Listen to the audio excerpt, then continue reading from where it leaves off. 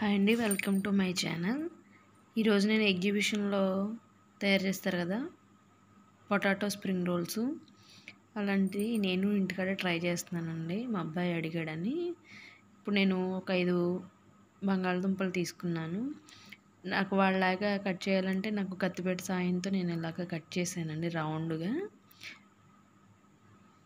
వాళ్ళంత పర్ఫెక్ట్గా రాకపోయినా కొంచెం నీట్గానే పర్లేదు, బాగానే వచ్చినాయి అని అనుకున్నాను. నేను కత్తిపీటతో కట్ చేసి వాటికి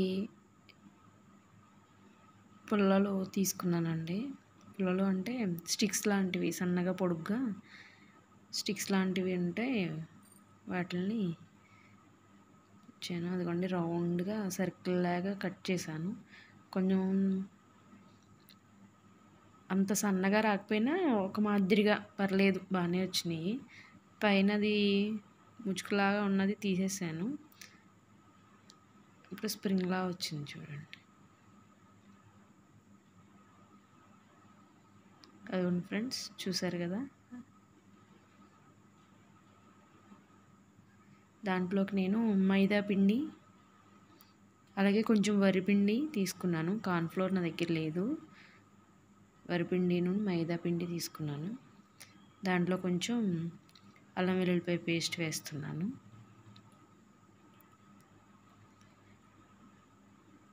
వేసి ఒకసారి మిక్స్ చేసుకుందాము.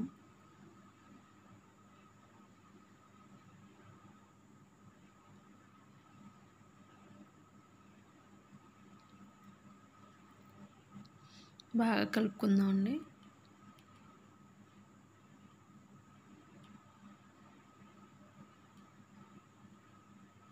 నూనె కూడా వేడి చేసుకుంటున్నాను, బాగా వేడిగా ఉండాలండి ఆయిల్. అదిగోండి అలాగా స్టిక్స్కి గుచ్చి పెట్టాను, పక్కన వాటర్లో వేసాను. ఇప్పుడు దీంట్లో కారం, ఉప్పు, ధనియాల పొడి వేస్తున్నాను.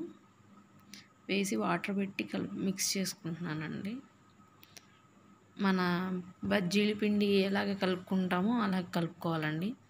అరటికాయ బజ్జీలకి, పచ్చిమిరపకాయ బజ్జీలకి ఎలా కలుపుతామో అలాగ కలుపుకుని ఉండలు లేకుండా కలుపుకోవాలండి. ఇప్పుడు ఆ మిక్స్లో ఇవన్నీ పొటాటో రోల్స్ని వేస్తున్నాను. బాగా డిప్ చేసుకుని వేడిగా కాగిపోయిందండి నూనె, దాంట్లో వేసేస్తున్నాను. అలాగా పొంగుతూ ఉంటేనే బాగా వేగుతుందండి లోపలికంట.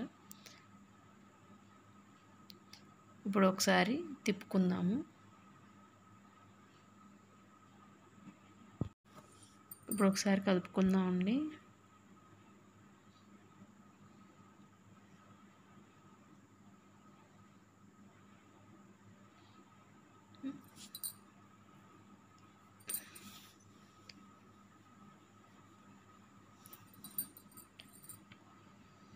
కొంచెం సిమ్లో పెట్టుకున్నాను. వేసాక కొంచెం కలర్ చేంజ్ అయ్యేటప్పటికి సిమ్లో పెట్టేసుకుంటే అప్పుడు నీట్గా వేగుతాయండి. అదిగోండి